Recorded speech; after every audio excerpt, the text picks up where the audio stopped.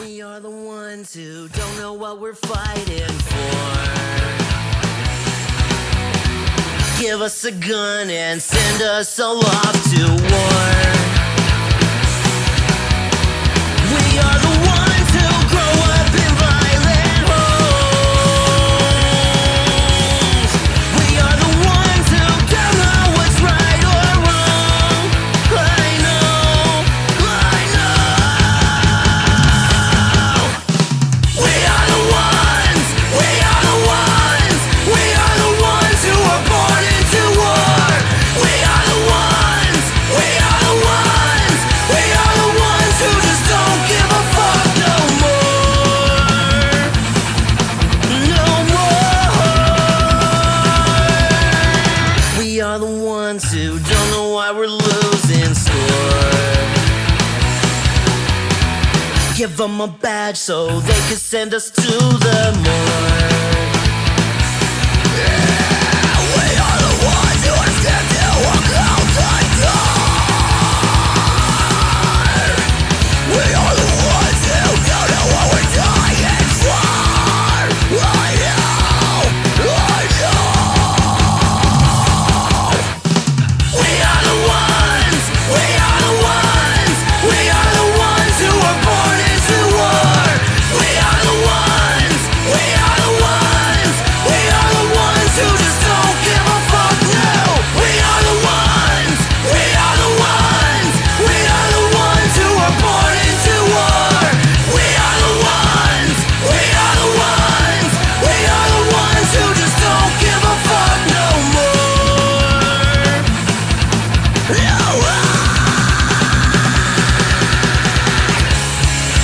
Get off his fucking neck. The man makes you no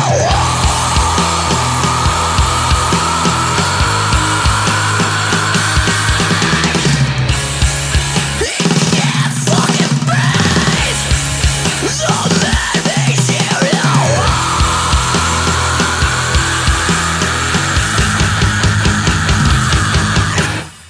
We are the ones. We are the ones. We are the ones who were born into war. We are the ones. We are the ones.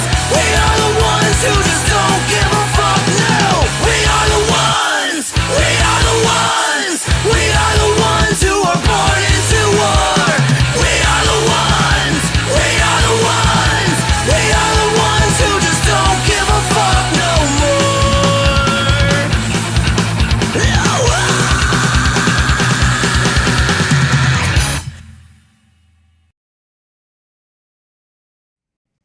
Warning: this podcast features adult subject matter, adult language, and things not meant for children to hear. Viewer discretion is advised. You've been warned.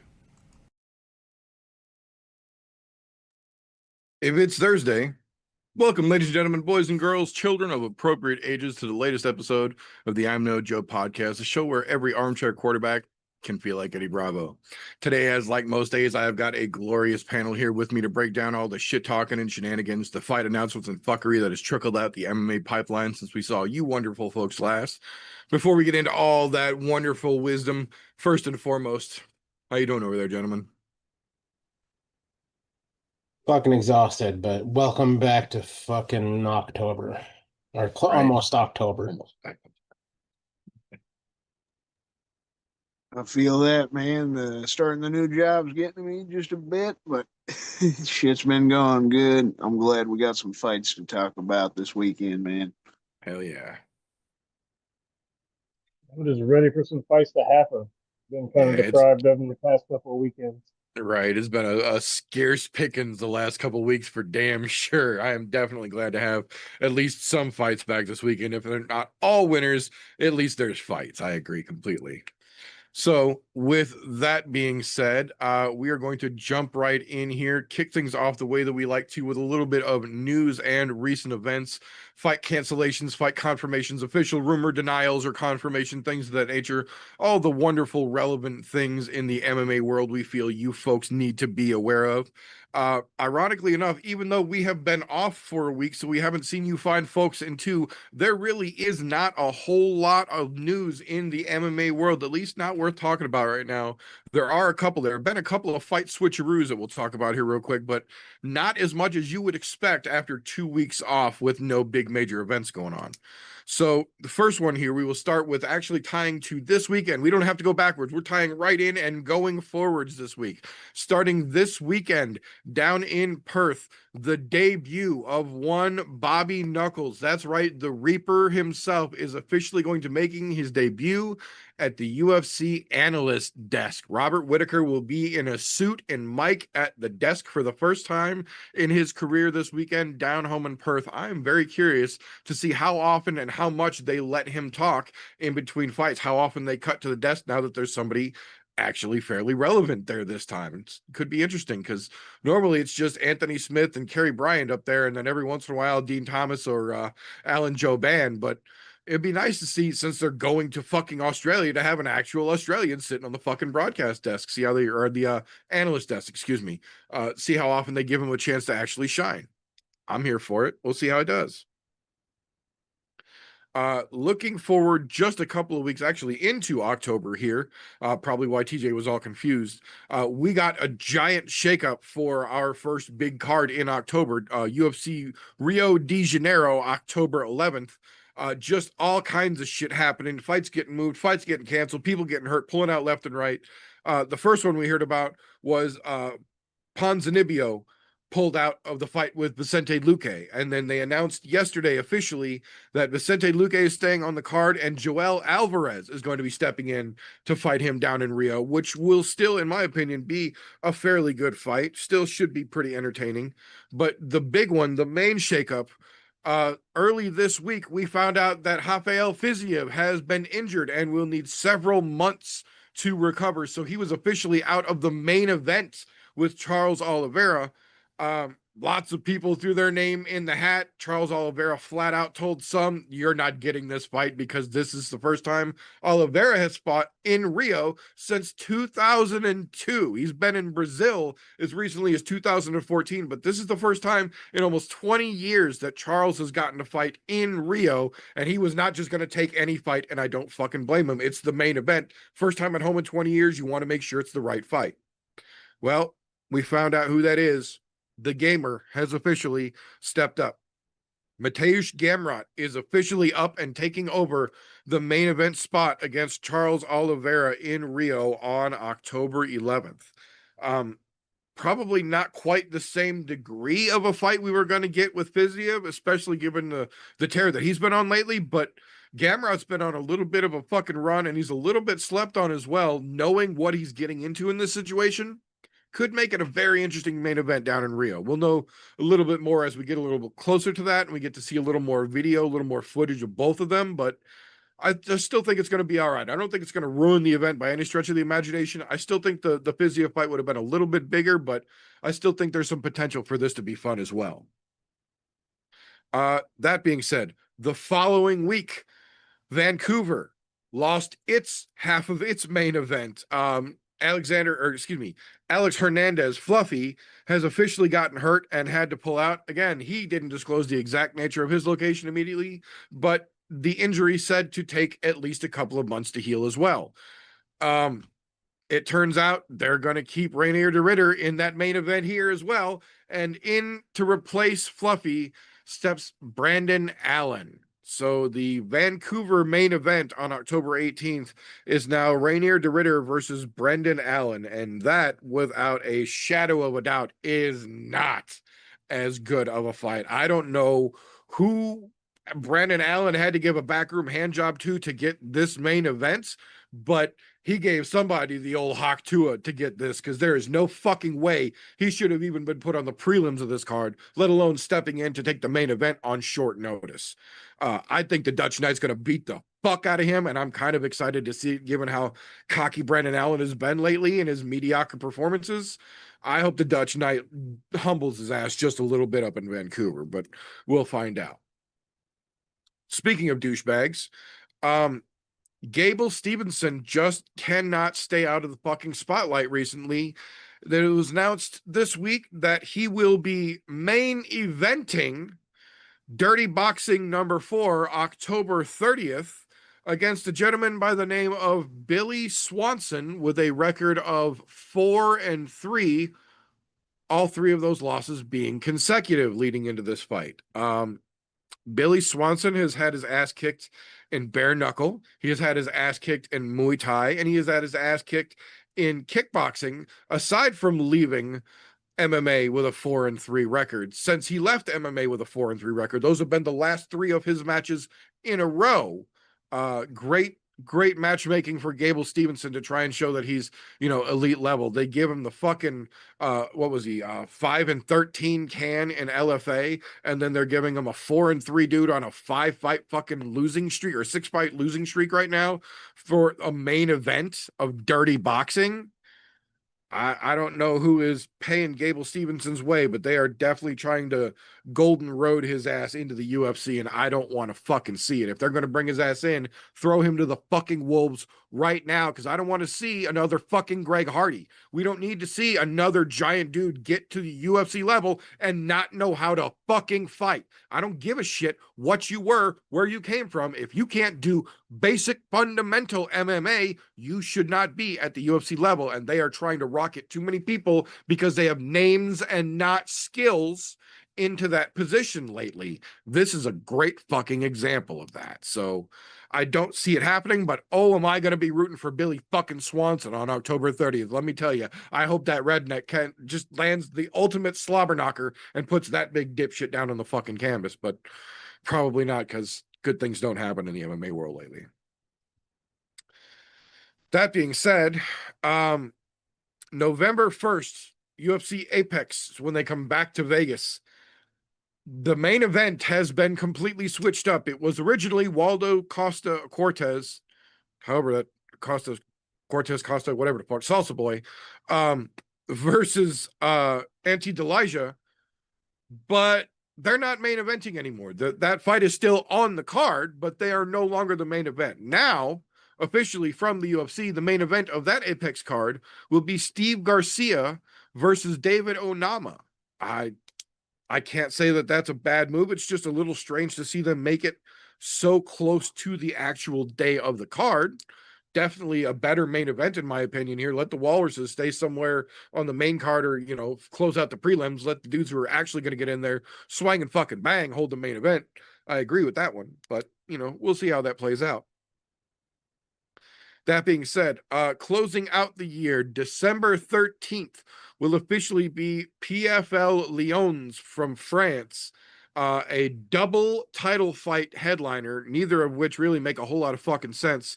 The first one, Vadim Nemkov versus Hanan Ferreira. Ferreira coming fresh off of his knockout from Francis Ngannou back in October of 2024.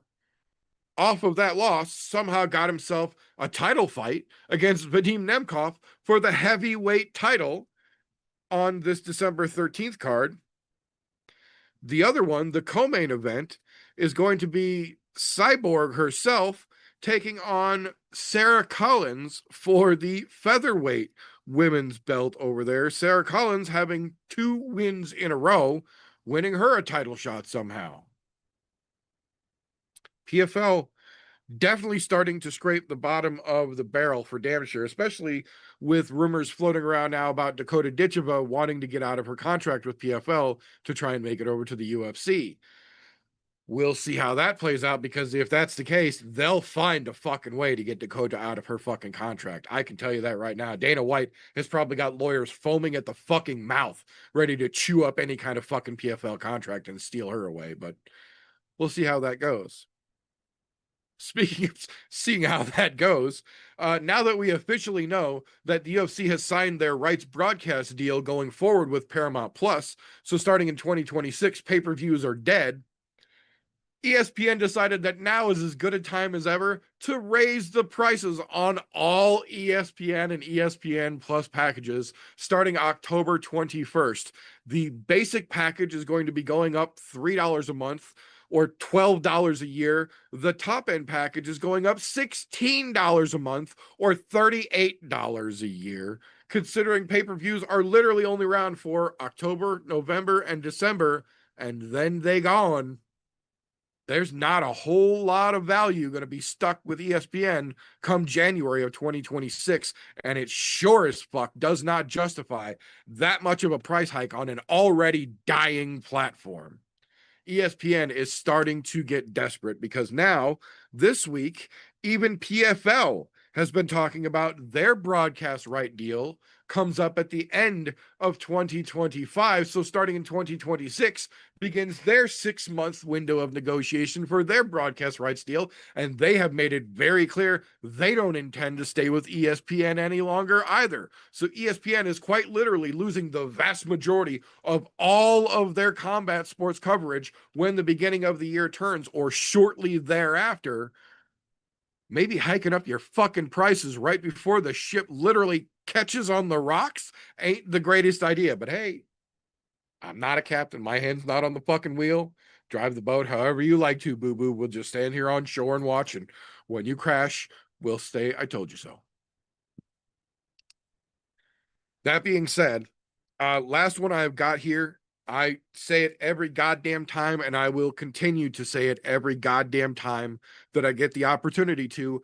I would always, always, always rather see a fighter make the decision of their own choice that it is time to hang up the gloves and call it a career than have that decision made for them. I would always rather see a fighter retire able to sign their own name legibly and tie their own fucking shoes without assistance than the alternative. At the age of 42 years old, Melvin Gillard has officially decided that he is going to retire from combat sports. He leaves with a record of 33, 24, and 2, coming off of a single victory, the first victory in 12 years of his combat sports career. He got that victory and said, "This is the time for me to stop. I love fighting, but it's time for me to do something else with my life."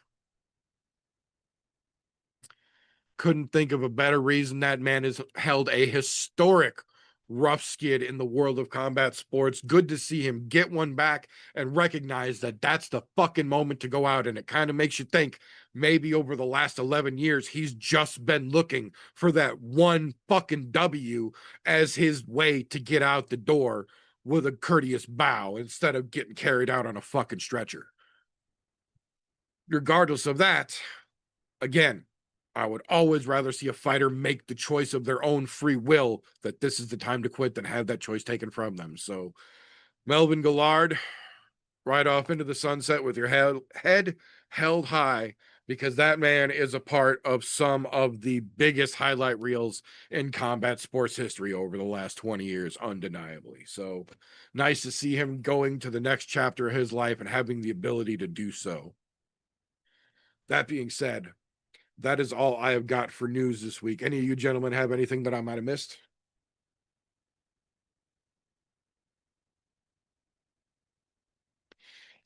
Didn't imagine as much. So that being said, like we mentioned earlier in the month, I know it's been a couple of weeks since we saw you fine folks, but we don't have zero pay-per-views in the entire month of September. Not a one.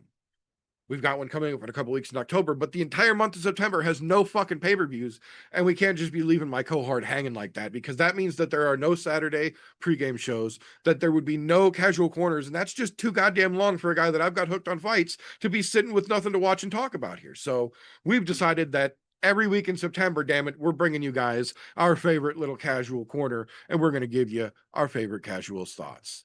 So with that being said, Mr. Flintlock, how you doing over there, sir? Doing good, my friend. How about yourself? Oh, I am here. That is about officially as much as I can confirm at this point. We have got ourselves a couple of interesting matchups here on this UFC Perth fight night. The co-main event, Jimmy Crute versus Ivan Erslan. How do you think that one shakes out? I'll go Ursulon just because I like the last name. I get that. And it's definitely a possibility as well. The main event here, we have got, as much as I don't want to say it, the UFC has said it. This fight has title contender implications on it here. Carlos Ulberg versus Dominic Reyes in our main event. How do you think that one shakes out? Took Oberg in the poll. I'm going to take Oberg now. Got it. Riding with Team Black Jag. Gotcha. Good shit. All right. Well, that being said, thank you very much for your service. Have yourself a wonderful evening, sir. All right. Flintlock has to dip out. That being said, that will bring us to the point in the show where if you've been watching combat sports as long as some of us have been watching combat sports, you tend to know when your favorite fights come on, where to watch your favorite fights, and you develop a routine. It can inevitably lend to getting some blinders in front of you. You start to lose the punchy kicky forest for the trees, if you will. Luckily for us here on the show, we've got ourselves a young person out there delicately and diligently fingering the pulse of the MMA world to help keep us abreast of all the names that are going to be names before they are names in a little segment that we call Slows, Cans, and Contenders. Once he stops coughing. Appreciate you, brother. I'm glad to be back with you boys this week. Like I said earlier at the start, and your job got to me a bit. Had to miss the other one. It wasn't the greatest fucking card, though. Let's be honest. It wasn't like the Noche of the past couple of years. But I mean, I was gonna, talk up fucking the main card there or the main fight. Lopez and Silva. It didn't go the way that I thought it would go, but it was fun. Sadly, I was going to talk about Tatiana Suarez and how I felt like she would eventually become champion with Whaley now going up, and that division's pretty weak anyways. Other than Jillian Robertson coming up down the line, like Tatiana probably is going to get it, but she looked like garbage. She just wrestle fucked her way to victory, and we know she's better than that. That was pretty bad.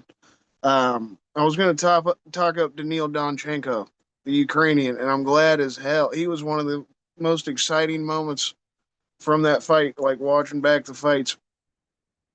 Those elbows, man. That kid looked pretty good. So I'm excited to see what he does in the future. Let's move on to this card. Now, I forgot to get anything down from the Contender Series, but I cannot Actually did pronounce. watch some of it. You didn't miss much. This is literally my wife even walked in while I was screaming about it while it was happening this week, because this is one of those weeks that makes me hate justifiably the Dana White Contender Series, because when this show first started, even getting a fucking big finish on that show didn't guarantee you a contract. Even a big finish, if Yeah. it didn't strike Dana, tough shit. You got a good finish, on to the fucking next one. This week, he gave 6 fucking contracts out.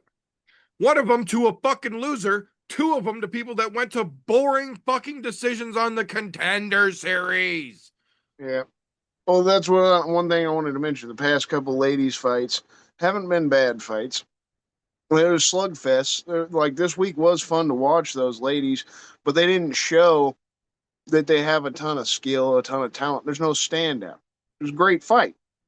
Good on you for wanting to reward somebody, in that situation. But at the same time, also the Montenegro girl, I thought she won the fight, just like Dana even mentioned. I thought she won the fight. So yeah, they're giving them both the contract, and then he did the same thing the other week with the ladies' fight, and that one was bad. That fight was actually god awful, and like me and Vincent, we saw that fight. It was boring as shit. Couldn't stand to watch it. And I started making the joke because of the like what Mick Maynard or Sean Shelby promos for these kids. I'm like, that's a curse now. So every time, because every time this season that they're talking them up, those dudes don't know shit.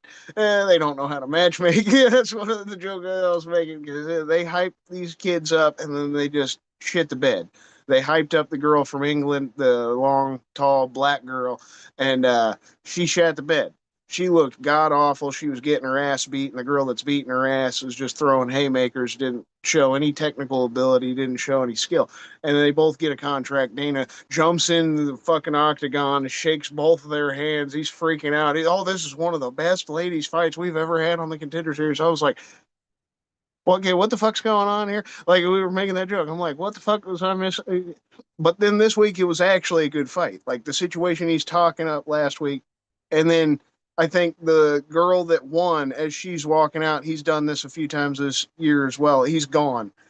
Like she goes out of the ring and she shakes Sean and Mick's hand, and Dana's fucking not even there. But apparently that's a good fight, and you're signing both girls. Yeah, it's weird. The only kid I was going to mention from this week, I can't pronounce his last name, but the Lithuanian from the main event. I'm excited to see what he did. That was nice. Immediate fucking knockout to start.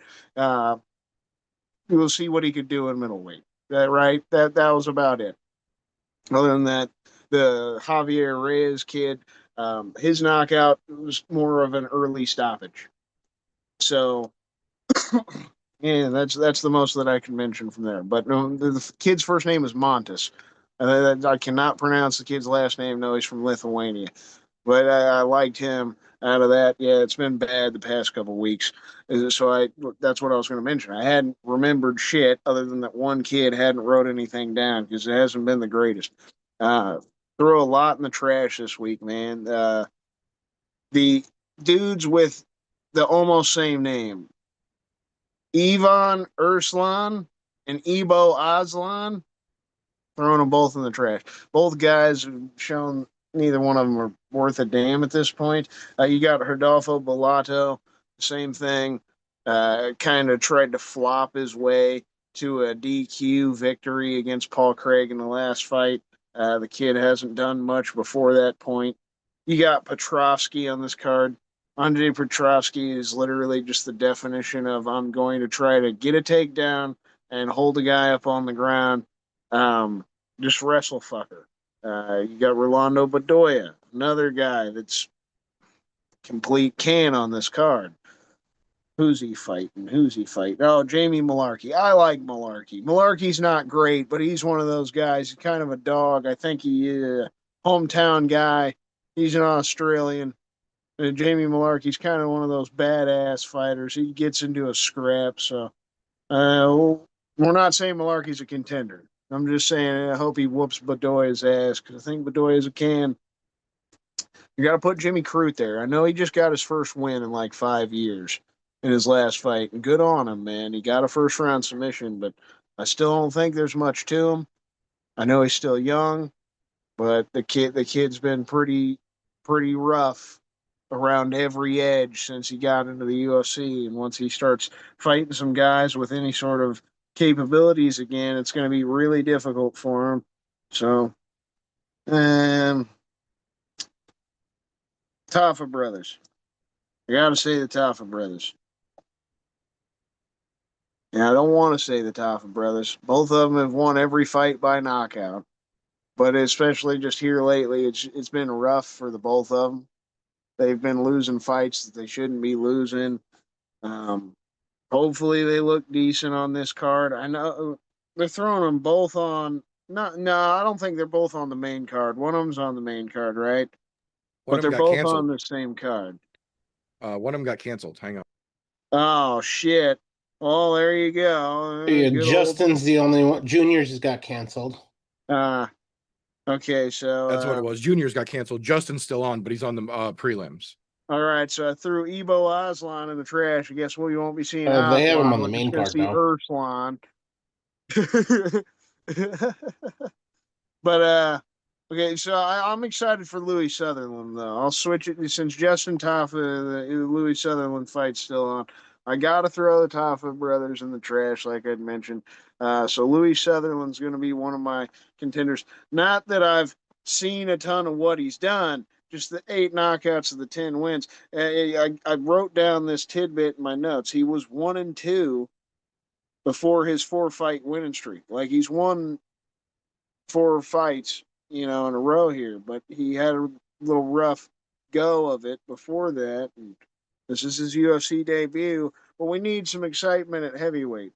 So I'll say potential contender. I'm not throwing him there automatically, but it's so easy for a dude to become a contender at heavyweight. He's a potential, right? The knockout ability. We'll see what he can do here in the debut. I am excited to see what Navajo Sterling can do. He's just won by decision in his first 2 fights here in the UFC. The kid's undefeated. He's young, 27, and he's got knockout power. He's long, he's lanky. I think he's a little undersized at light heavyweight. He could maybe drop down to middleweight and it would help him out, but I want to see how he continues to progress. I definitely think the kid's got good potential. Charlie Campbell and Tom Nolan, that fight as a whole, that's one of the best fights on the card. There's very few fights that are going to be like banger fights. That's a good one. I don't know what's been up with Charlie. He hasn't been fighting a lot since he got in the UFC. Like, he beat Chris Duncan to get himself in the UFC on the Contender Series. And look where Chris Duncan's gotten himself. Charlie Campbell's only fought, I think this will be his 3rd time. He's fought twice. And Tom Nolan's been on a nice little winning streak. He's been putting it on, guys. So I'm excited to see how that one shakes out. You got the main event, Ulberg and Reyes. Can Dominic Reyes become the true contender? The next one, because I think he wins, especially in the exciting fashion. He goes out and knocks out Ulberg, kid who's on like a 9-fight, 8-fight winning streak. Man, what a story. The fucking getting robbed against John and then going on a streak and knockout, getting knocked out because I think it just destroyed every bit of confidence he could have had. The loss to John Jones. So then he gets clipped a few times. He has to take some time off. Man fucking comes back. Like he was even at a point in his life because blood clots and shit like that. He might have died. So he was lucky to be alive for a while. And then once he gets back to that point, he can train. He finally comes back. Now he's on this fucking nice little winning streak of knocking everybody out himself. I want to see it happen, man. And then Jake Matthews as well. I think the kid could do it. He's had a chance before. He's always kind of just been that back and forth. He's done good. He's had a little streak. He's gotten a chance, and then he shits the bed. God damn it, he's looked good again. He's on a nice little streak. I'd love to see him do it. Ramon Tavares, this is an easier one for him. This isn't one of the guys near the top 15, so, let's... Oh, wait, no, I'm looking at Jack Jenkins. God damn it, they're right next to it. Neil Magny. My bad. No, this is the guy that's near the top 15, the gatekeeper. Son of a bitch. This is what happens when you take a dab before you look at your notes. This fight, if Neil wins this, Neil breaks the tie and becomes the 2nd most winning fighter in history. So That's Neil is badass. definitely hungry for this fucking win. This is going to be a hard fight for him. Yeah, so if Jake Matthews can do this, like the biggest thing that surprised me, he had that 1st-round sub against Chidi and Jaquani back in July. So if Jake can continue the little streak going, beat the gatekeeper here in Neil Magny, it really sets him up. Maybe he finally has a little run. So there's very little that I could throw out there for contenders. That's what I got. Now, I did talk up Josias Musasa before. I've got him as one of my contenders this week. That fight as a whole, him and Colby Thickness. We'll see what happens, who comes out of that, because they were both hyped up. Volk trains with Colby and all that, and then he lost a boring decision to Taporia's brother.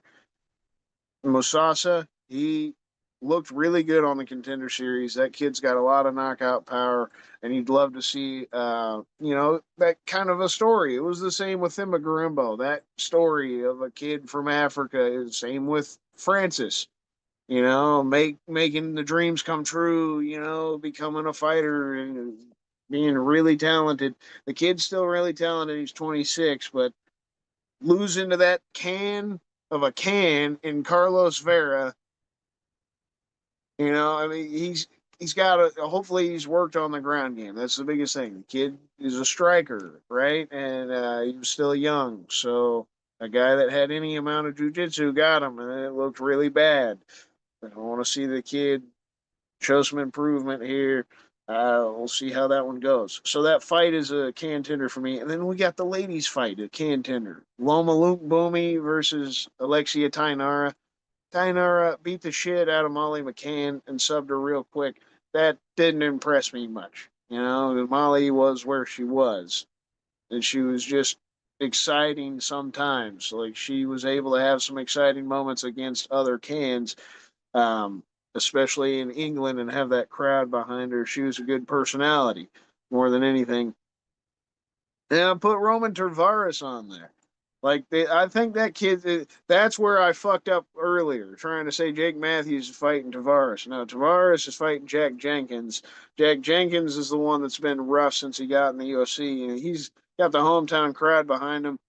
Tavares has looked okay, you know, but he did lose to Davy Grant in his last fight. Now Davy's a tough son bitch.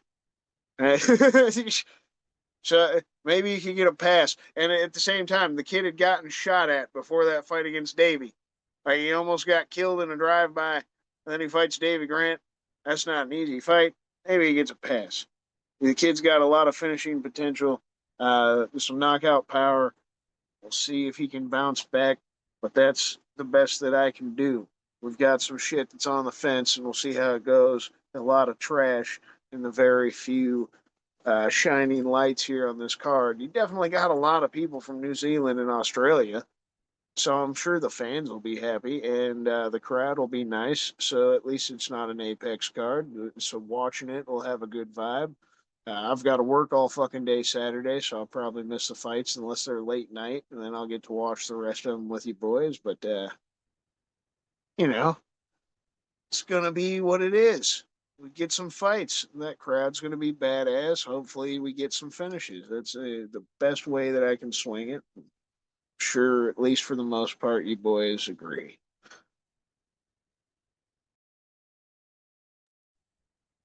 I'm going to make this short, sweet, and to the point. This is a really long flight for a subpar card. In fact, if I'm Australia, New Zealand, anybody in Oceania, I am slightly peeved that they brought this to my doorstep. Don't get me wrong. The best part of this is that the Oceania region is highly included on this card. Every fight except for the opening fight of Luma Lukbunmi and Alexia Tainara, there is at least one fighter from and part of every other fight, except for that one. So, yeah, they did a great job in making sure that was the case. However, on the other side of that, that also tells you, hey, we got to offer all these people in the Oceania region a fucking fight.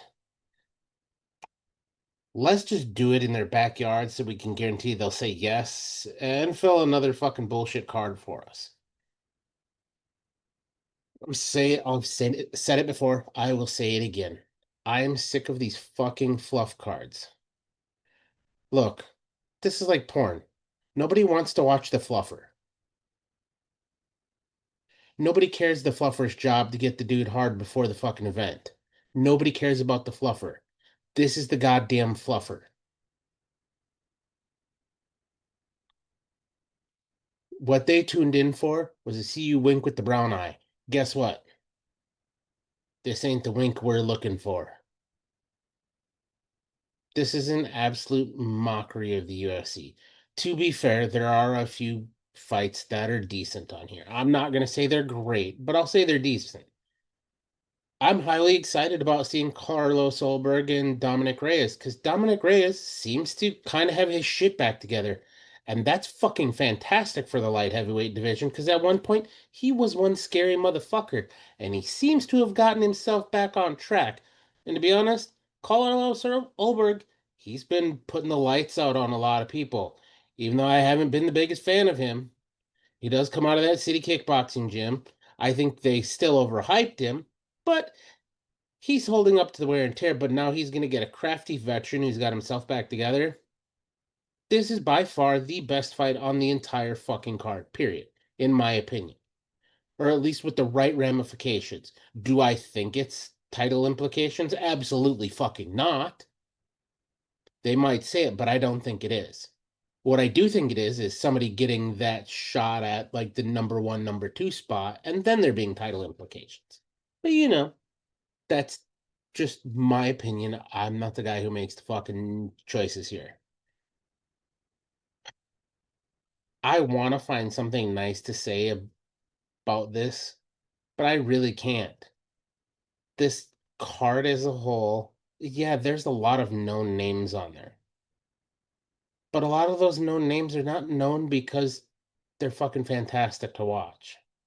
A lot of them are because they've been stuffed down our throats to no end. The Andre Petrowski, Navajo Sterling, Rodolfo Bellato. A lot of those guys, yeah, we know who they are. Justin Taffa, we know who they are. But that's because it's been UFC force feeding us this bullshit for a couple of years now. In fact, I'll say it all the way back to once we got started after the slight throw off that was the worldwide pandemic. And if it wasn't for that, we wouldn't be over fucking stuffed on cards. At that point, we were getting 2 cards a month, which was fucking perfectly fine. We didn't need them every fucking week. Don't get me wrong, we had last week off. I get it. Sure, call me out on that. In that case, fuck you too.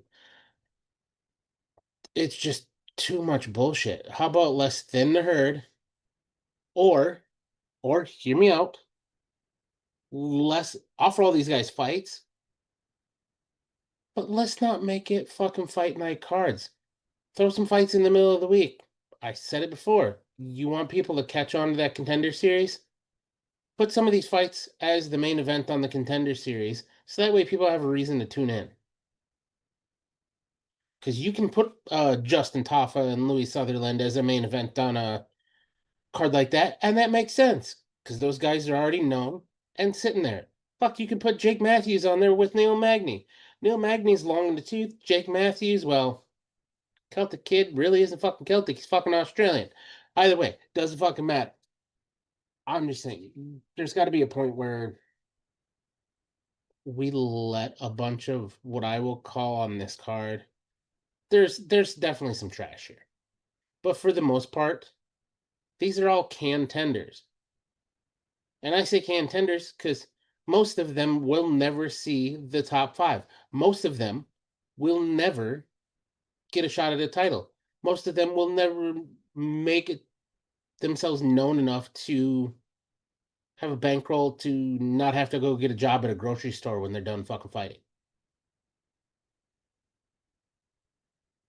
Throw us a fucking bone here. It's contenders across the fucking board here.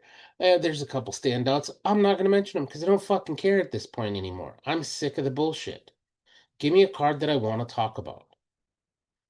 Maybe next week.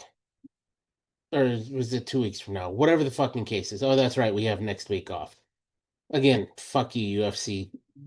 Either way. Doesn't matter. Give me something worth talking about, and then I'll talk. Yeah, no, this is I will give it this much credit. This is a very good card for the UFC business wise, because like they mentioned, every fight except for the opening fight on this card has an Australian in it, and most of these Australians would not ever make it on a pay-per-view card. So I definitely get that. This is one of those contractual obligation fights where, like it was mentioned, all these people from the area, if you offer them a fight at home, the vast majority of them will say yes because it's at home or somewhere close to their home. That's the vast majority of what this card is. We were talking about it in the pre-show here. This is essentially an Apex card that they're flying to Australia. This is not a great fight night. And I was talking about this with somebody yesterday. At least when they do shitty fight night cards like this in Abu Dhabi, you're still going to fucking Abu Dhabi. Like, you are spending your week and a half or 2 weeks, whatever your time frame is, in the lap of fucking opulence on this planet right now. I got nothing against Australia, but I can promise you right now, those folks down there in Perth for a week are not going to have near the same experience as the folks that have a week in Dubai have. This isn't a terrible card overall, but it's not a good card overall. This is a lot of contractual obligation fights, or a lot of people making their debuts. And those are not, it's not that they're bad fights, but they're unknowns. And when you're putting together a card this fucking big, 13 fucking fights after you've already lost 4, you should put some fucking heat on it more than just the main event. If you're going to start stacking cards like boxing does, which is what people have been criticizing the UFC for a long time of doing, take one good fight, put it at the head of the card, and then build the rest of it with shit, you're going to lose fans. That's why people hate fucking boxing. That's what the whole formula for boxing is and has been for decades now. That's not going to work in MMA anymore. It just isn't. That being said, there's a couple of these fights that are still very interesting outside of the main event. The way that I see it, if you don't have at least, I'll say bare minimum, 2 fights on your card that could replace your main event if something falls out the day of, your card is shit.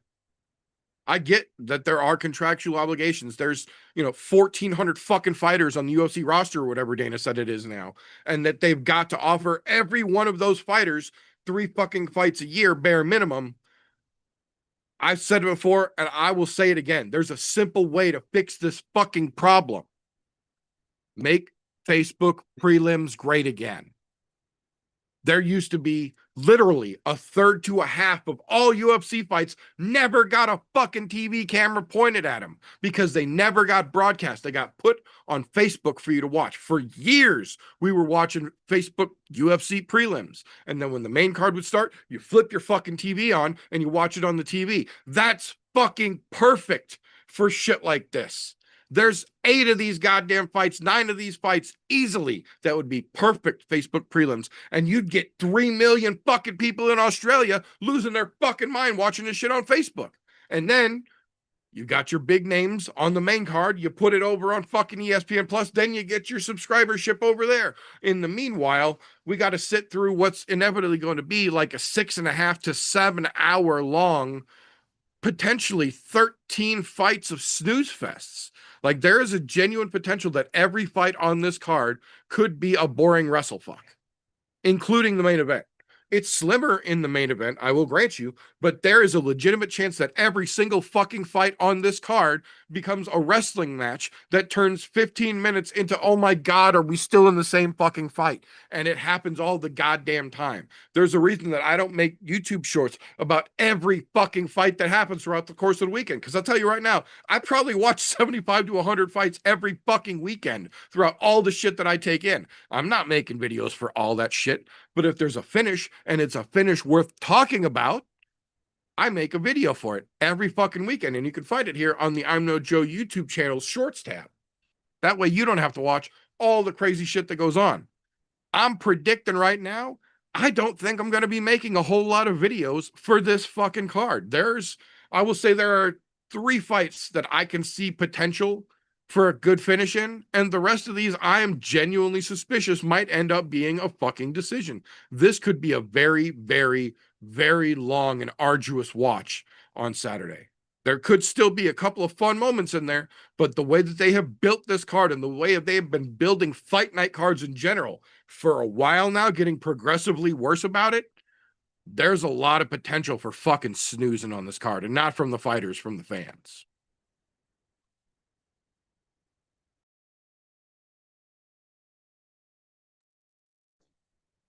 Yeah, I can't disagree. Just hope, like always, shit turns out different. We get a bunch of random weird finishes and get to be happy about it, even though on paper it looks like it's going to be a rough watch. You never want it to be a waste of your time. We always love watching fights, but fights are better when they're actually fights. Appreciate you, boys. Thank you very much, sir. That being said, that'll bring us to the only segment of the show that actually requires its own individual disclaimer. So, if you will.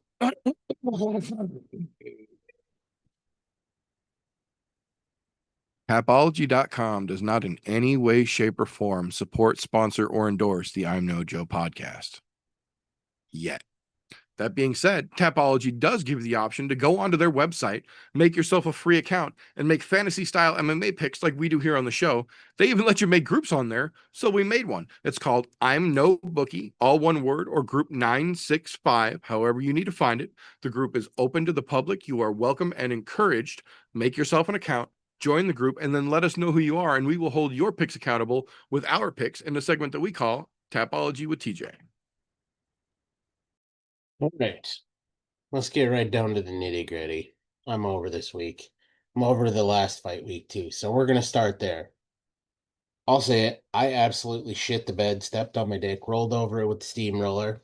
But, you know, so did a lot of other people. A lot of those fights did not go the ways that we thought they would go. Considering there was 14 fights on the card, about half of the people got 50%.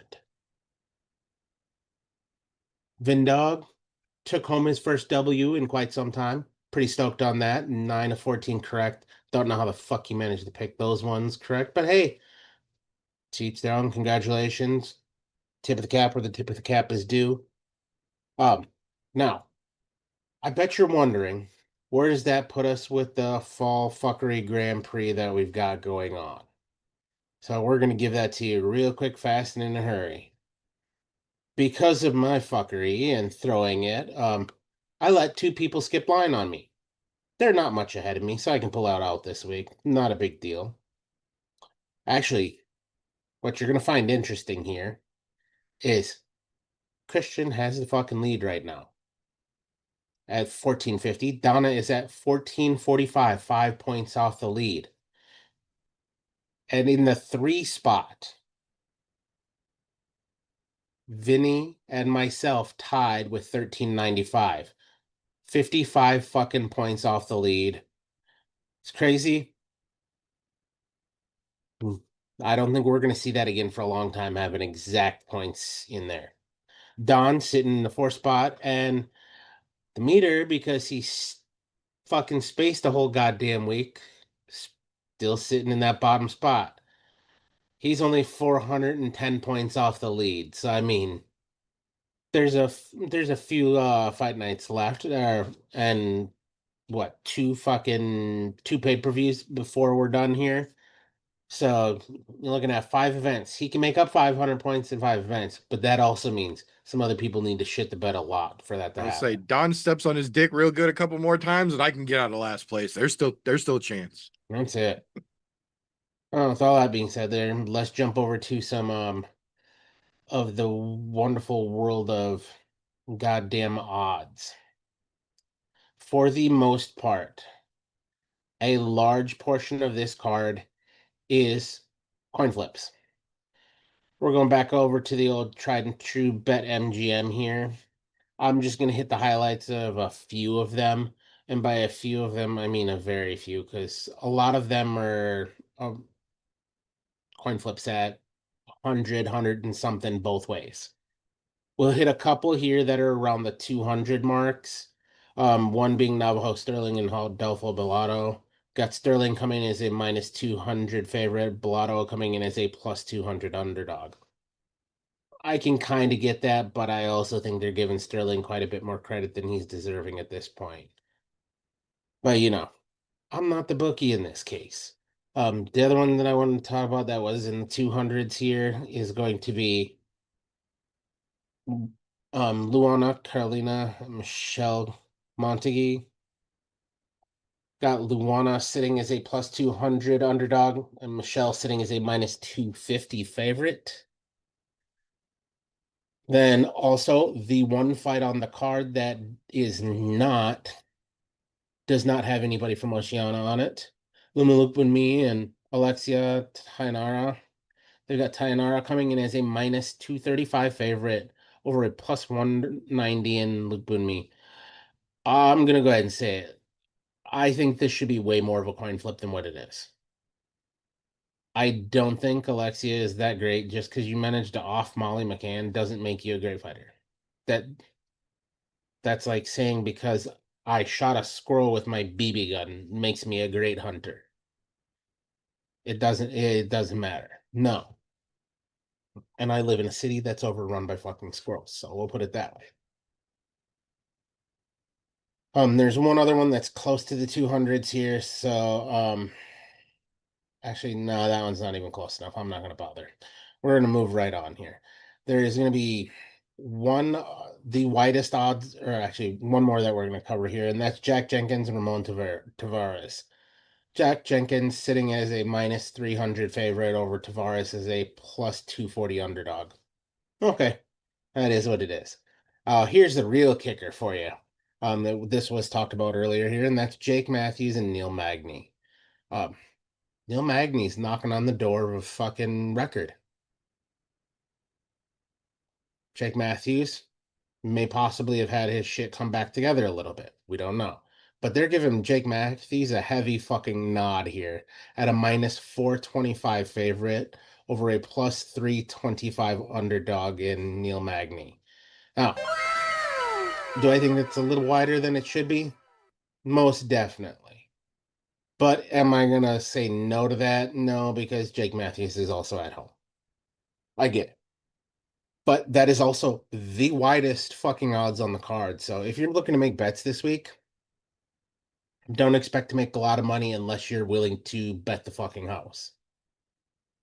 And then you better pray to God your fucking bet is right. I mean, the other option here is parlays, calling like 3, 4, 5 fights correctly to pull something out like that. Which, to be honest, with this many coin flips, I don't think I would be taking a whole lot of parlays. There's not enough of the fights on here that are obvious. I can say, hey, yeah, that guy's gonna win and kick somebody's ass. Oh, as per normal, we'll hit the co-main and main. Ivan Urslan and Jimmy Crute. Jimmy Crute coming in as a minus 220 favorite over a plus 180 underdog in Ivan Urslan. Again, Urslan, look, we're not in fucking Narnia here. You're not gonna walk through a wardrobe and find fucking Aslan, the fucking lion behind a door. It's just not gonna happen. So yeah, I don't think they've got the odds wrong on this. It's kind of a coin flip because Jimmy Crute is kind of a flake. But they're giving him the nod because he's at home, a minus 220 favorite. Oh, coming into the main event here, and Dominic Reyes and Carlos Olberg. I'll say it now. Can the UFC and odds makers and everyone else suck Olberg's dick any fucking harder? No, they cannot. They have him coming in as a minus 250 favorite over a plus 200 underdog in Dominic Reyes. Bruh. Look, if people haven't been paying attention, Reyes looks a lot better than he had in his previous fights. He's gotten his shit back together. Reyes like that is a scary motherfucker. Reyes went to town with John Jones. I think people fucking forget that. The dude is a legitimate bad motherfucker. Good luck, Carlos Olberg. I'm not saying he doesn't have a chance there, but to give him that large of a spread, to be honest, I'd be way more comfortable calling this one a coin flip more than anybody, and more than any of the other fights on the card. I see this one closer to a coin flip. Namely because, yeah, Reyes looks a lot better, but also Carlos, on the other hand, has taken out some people we didn't think he had a fucking chance against. So, to be fair, I got to play it on both sides of the fence here. It's one of those things where you go, I don't know about this. If it's me and I'm betting money on this, I think I'd be taking Reyes. I like the old dogs. I like the old dog's new tricks and him having his shit back together. So, take that all with a grain of salt. Um, I'm not advocating for you to go out and bet. I'm not telling you not to bet. This is completely up to you whether you choose to or not. If you do bet, bet responsibly. But if you're feeling that loose with your money, I want you to know you can support us by going down below, click on that Patreon link. Support us if you like what we do. If you don't like what we do, support us for a month, and in your message when you put it in there, fuck you and move on. Now, on the other side of that, if you just want to continue to do free shit, I'm telling you to go join Tapology, because Tapology is free, you freeloading motherfuckers. Go over there, make an account, let us know who you are so we can talk shit about you when you do terribly, and pat you on the back when you do well. If you're a middle of the road kind of guy, you'll probably never get mentioned, which is why you're still a middle of the road guy. That's all I got for you this week. Thank you very much, sir. Always appreciated. Yeah, if you have not joined Tapology yet, like we mentioned, the tournament is going on right now, but we generally do about 4 of those a year. And when this one wraps up, there will be some kind of a tournament to close out the year. So if you have any interest in getting in on that, the link for Tapology is down below in the description, whether you are watching or listening to this. Either way, it's in the description. The Tapology is free. Go on there, make yourself an account, join our group. The link to the group is in there as well. Join the group, let us know who the fuck you are, and then when the next tournament gets started, you can get yourself a chance to put your picks head to head with our picks. Think you know fights better than we do? Put your money where your fucking mouth is. Our receipts are all public access on Tapology. As long as we've been making these picks, every one of them is recorded, so you can go back and see exactly how well we've done. And if you think you can do it better, step on up. We love the fucking challenge. Every goddamn time, you are always welcome to come find out. That being said, that is all we have got for this particular episode here. But when we wrap things up here Thursday nights, that is not the end of the fun, because we do try and do this show every Thursday night when there are fights to talk about here on youtube.com/at I'm No Joe. We go live around 9 p.m. ish Central Standard Time. Life happens. Sometimes we go a little late. Sometimes we start a little early. You never fucking know. But we also dual stream live over to twitch.tv/I'm No Joe. The replays for both of those get left up on the respective platforms, so you can go back and watch them at your leisure. If you don't want to catch the replays, I understand. I also own mirrors. And for that reason, the week after we go live, we put the all audio version of the podcast up. Anchor.fm/I'm No Joe. You can pick it up there from your podcast consumption platform of choice. Google, Spotify, Apple, whatever you use, it's all up there and it's all free just the same. If you really like what we get up to around here, first and foremost, make sure you are subscribed and your notifications are turned on. Thumbs up help. We appreciate that. If you really like what we get up to around here, patreon.com/I'm No Joe. For as little as $1 a month, as much as you are comfortable giving, you help us do what we do around here. In exchange for that support, first and foremost, we put your name on the end of every broadcast on this channel to let everyone know how much of a fucking badass you are helping us do what we do. But more than that, you at any level of patronage get access to the behind the scenes, unaired and unairable content. All the things that got us kicked off OnlyFans are all up there for all of our patrons to enjoy. And we are working on new Patreon content right now actively. There are things that are going to be Patreon only coming up very, very soon. So if you are interested in that, go check that out. On the opposite side of that coin, if you don't like what we get up to, first and foremost, what the fuck are you still doing this deep into a podcast you didn't enjoy? Give it a thumbs down and go fuck yourself. We won't even dispute it. That being said, when we do wrap things up around here Thursday night, that's not the end of the fun, because tomorrow morning and pretty much every Friday morning, this gentleman, wait, no, he's over there. That gentleman over there and his other half drop their podcast, the Slow Bake and Contemplate podcast, over on Spreaker.com. Links in the description to their podcast, as well as their social medias and their very own channel on the I'm No Joe Discord server. So go check them out and tell them how awesome they're doing as well. Appreciate you, brother.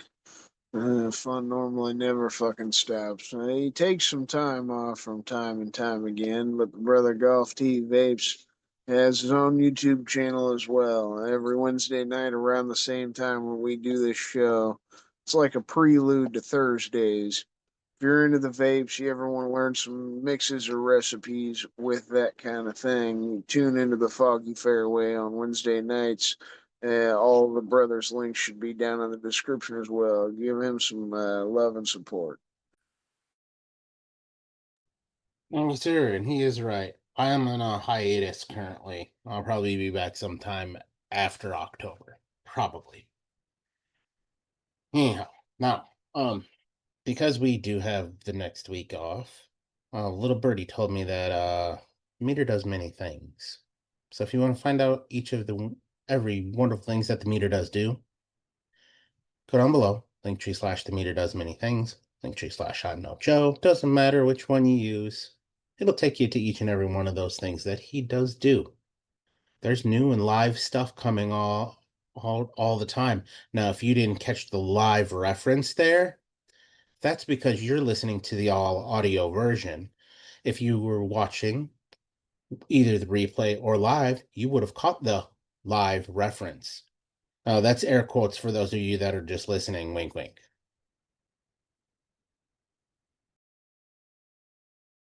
Thank you very much, sir. Always appreciated. But that is going to be all that we've got for this particular episode. Like I mentioned earlier, if you don't want to watch all of the fights that happen over the course of a weekend yourself, you don't have to. I'm crazy enough. I will do that for you. If you only want to find out about the information from the relevant shit that happens over the course of the weekend, keep your eye attached to the I'm No Joe YouTube channel's short tabs. Every fight that ends that's worth talking about, depending on how litigious the company broadcasting it is, I will at least show you an image of what happened. If they're not assholes, I might even show you a video of how it played out and give you all the updates that you need to be aware of throughout the course of the weekend.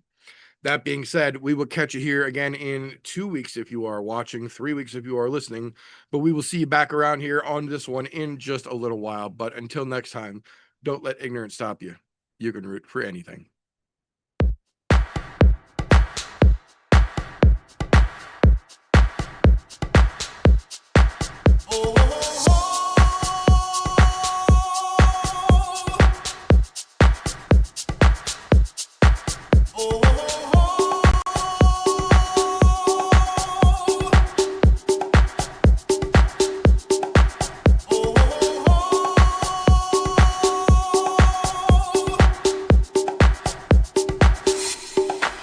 Everybody was kung fu fighting. Those kids were fast as lightning. In fact, it was a little bit frightening. How do I say goodbye to what we had? The good times that made us laugh.